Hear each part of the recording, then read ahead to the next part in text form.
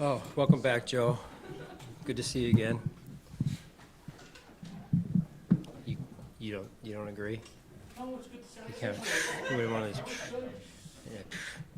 Yeah. All right. I guess it is still morning. So good morning. I'll take your questions. I'm sure you have injury questions to ask, and we can get started there if you want. Just let me know. Well, tell me the questions you have. You've got two guys on here, the moves that you're going to make right now. Can you kind of go through, AJ's up. Yeah. Got one spot, Yeah, so AJ came up. Balin's in the 21-day window. We'll see how it goes and how he progresses through. And what else? did you guys practice today? Yeah, so they will all go today from a walkthrough standpoint. Dane will be the only one that is not. Dane Jackson is the only one that is not going to go today. Foot. So, I know you mentioned that Dalton was in the concussion protocol. Is he still in the protocol? Yes. And would he still be out there on a limited basis, though? In the protocol. Gotcha. Yep. Marcus was called up for the game. Now it sounds like Dane's got a problem. Is he a legitimate contender for that 53-man spot? Yes. Yep.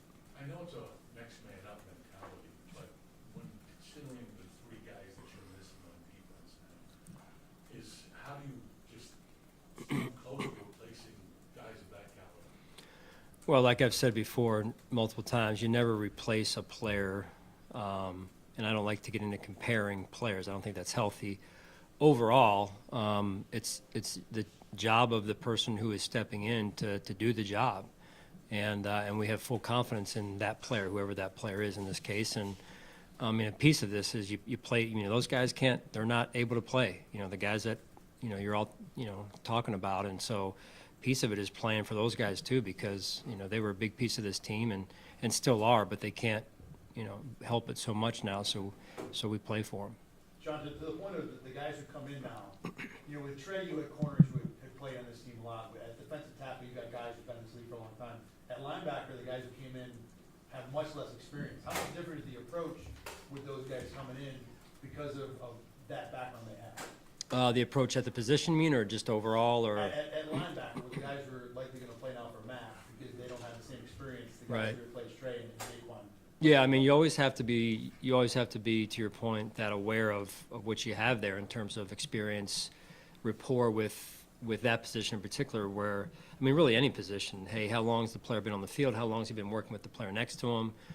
And so you just try and be as aware as you can at the position level, the coordinator level, and the head coach level. So, but full confidence in those players. Hey, Sean, I would assume that Ford doesn't have the injury. He's just been inactive. But at this point now with Daquan out, does he kind of have to step up and show you something here? Right, and he's done well.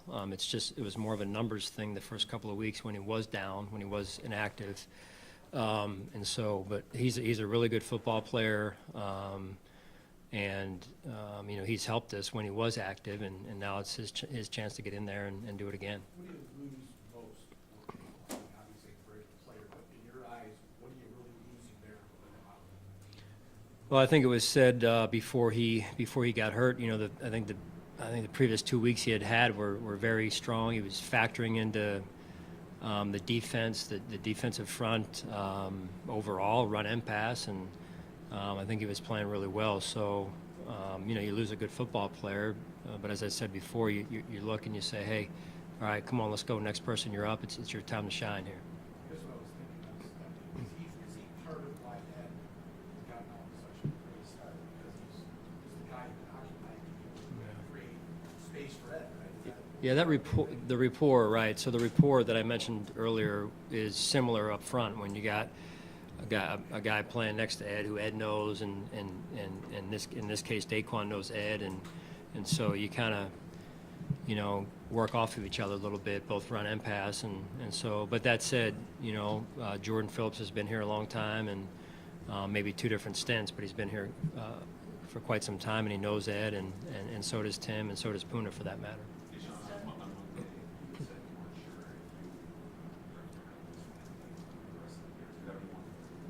I don't. All I know is they're going to be put on IR.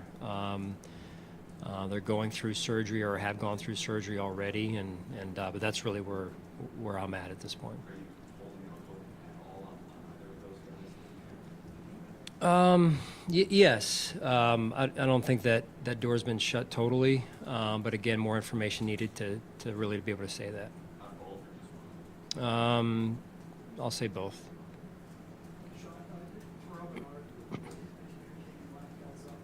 What has stood out about his performance in that area? Yeah, very active. I mean, this is one of the conversations that we were having every day, I think, at the start of the season, right? When there was a lot of questions about TB and in that position overall. And, I'll say that I think he's done a real nice job early on in the start of the season at this point of, making the plays that he's needed to make and then making some that are above and beyond, the job description. And then also at the same time is the leadership piece that goes with that position is inherent to the position. And he's continued every day to work on that piece, and he's only going to get better with experience. Have you processed a lot of things besides the break or was something? You give him a lot of other information to put in there? You know what? I try not to, just because, it'd be you're trying to write an article and someone's in your ear yelling at you. I don't think that's probably the best work environment maybe for you. Yelling at you and trying to give you more information. It's just, and then you got to go.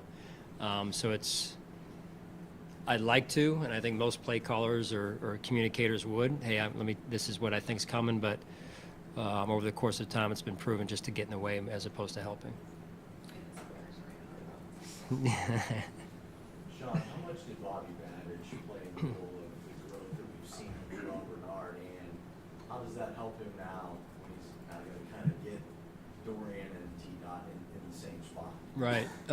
Bobby's done a phenomenal job. He really has. We've been together for a number of years. Our families are close, and he's a really good coach. He really is, and works extremely hard. Has a passion for the job. You remember his dad when his dad was here, and he learned from, I think, growing up in a football family, much like I did, and so he's just had a great foundation, and he's done a great job at the position. Looking to the Giants, what do you make of a team that you're very familiar with what Brian Dable could do, a team that's struggling on offense? What do you make of them? Well, I think they're a good, solid football team. They've had some injuries, and when you look at them last season, they went in won in the wild card round out in Minnesota, I believe it was, and they're a good football team. They've got good schemes, good coaches, and we got a test in front of us on Sunday night. We got to focus on ourselves, number one, and get ourselves ready to go, and look at some of this personnel that we've got going in there, and get better fundamentally, get better technique-wise, and it should be an exciting night in Western New York here and on Sunday night here.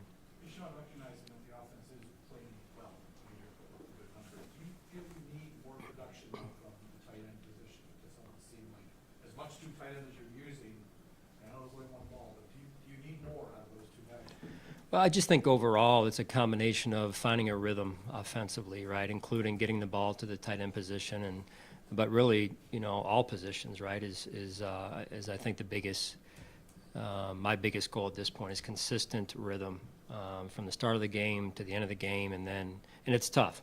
People play good defense. This is the NFL for a reason, so it's not going to be easy. And sometimes you want to get the ball to somebody, and the defense takes it away, right? But the defense they're playing or how they match up. But at the end of the day, we got to find a more consistent approach or a more consistent level of rhythm, and I think including the tight ends in that is important, and but also making sure we're balanced from a standpoint of it's not just, hey, the tight end position, it's where the progression takes you, that's where you're going with it. And Josh, I think, has done a good job to this point, and we got to get the ball in the playmaker's hands. Sean, you How has the months of being here, leaving for a bit, Yeah. now may have a bigger role? Just what has it been like from a mental standpoint? Yeah, it's as you would imagine, you go through a certain career, right, and you're used to you go from kind of earning your way to having earned your way as a starter for a number of years in the league, and then towards the back end now where AJ is, you know, he still loves to play. He still is fit to play, and he's a really smart football player, and a guy we have a lot of confidence in. And there is a mental adjustment, if you will, I guess that's the right word, for all that go through those phases, right? And but it's not just specific to football; it's specific to really life and any career. So, but he's been really mentally strong and helping the young guys. How was Josh Norman completed that arc of his career, and what do you see in him still? Yeah, similar. You know, we'll see. I haven't, you know, I just saw J-No in street clothes here, so I haven't been on the field with him yet. But another guy that still has the passion and desire to play, obviously, and you know, we'll see what type of shape he's in here. And he's a guy that's always brought a lot of juice, you know, a lot of energy to the team and teams that he's been on, and you know, he does a great job taking the ball away, and he's a sound tackler. So you know, we'll see where it goes physically at this point from here. Was part of that move, Sean, maybe he's 35, was part of it maybe to be a mentor to these young guys? I mean, I don't know what he's got left to play, but. Yeah. Yeah, I mean, he's been through you mentioned the arc. It's even before that. I mean, when we were in Carolina, you know, he got off to a little bit of a slow start. We got off to a little bit of a slow start in terms of just him not being on the field early, and then he learned some things and adjusted to the way he needed to adapt his style of play to the team, and the rest is history. I mean, he went and did well and above any what we thought he was capable of because of the work he put in. I mean, he was so committed to his craft, but the credit goes to him just from the adjustments he made early on because he wasn't on the field early on, and those are great lessons he can share with young players. Sean. Specifically, Tyre, I mean, is that a player that you look to? Because Eric talked about needing to keep his confidence up, and Yeah. you know.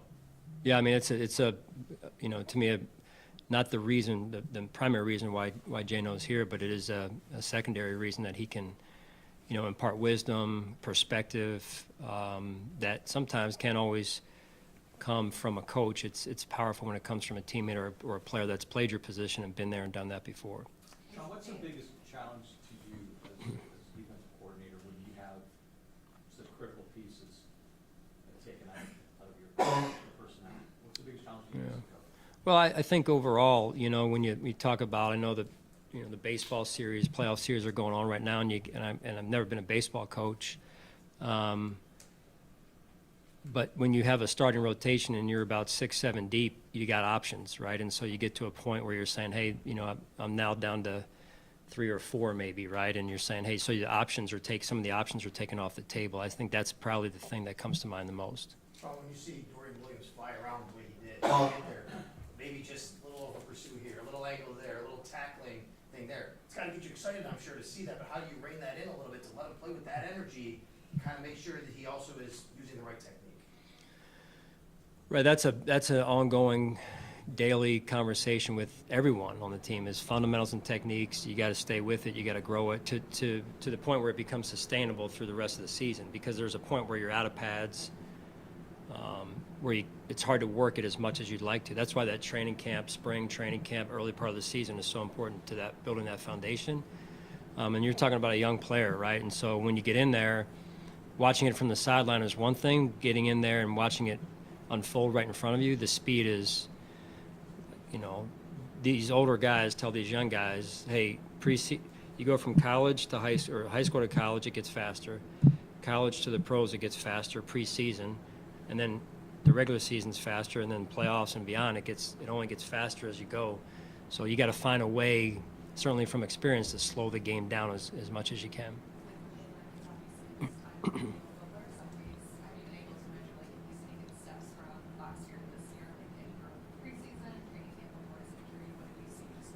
Right. I mean, he's a mature young man, knows what he wants, works extremely hard at his craft, and you know, a little bit to your point, he did gather some reps through the spring and through training camp, but has been a little bit banged up, and so more soft tissue, I'd say. So it's just been harder for him to gather more reps and the experience that comes through those reps. So At this point, still a little bit of a to be decided, yeah. Sean, how do you feel Vaughn did coming through a week of practice in a game, and do you foresee him ramping up his workload now? You know, Vaughn did well. I thought, you know, number one, he came out of the game clean.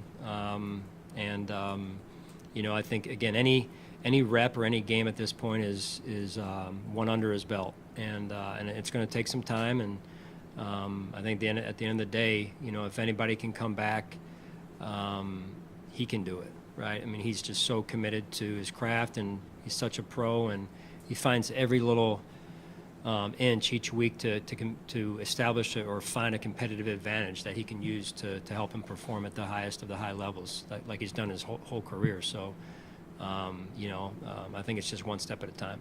Ryan Dable has been gone 2 years, obviously, but is still there. Is there a concern that he could read your mail?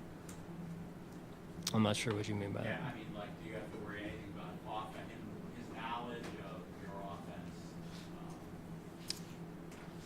force you to be concerned about that? Yeah, I mean, we're aware. I mean, it's when you have people leave your place or you leave another place, it's, you know, that's what happens. You know, good things happen when you're productive, and so he went on to get a head coaching job. And but we've coached against coaches before that we've been around, and so you're always aware of it. Mark, I think, is the biggest thing, and but our focus, respectfully, needs to be on us. All right, thank you.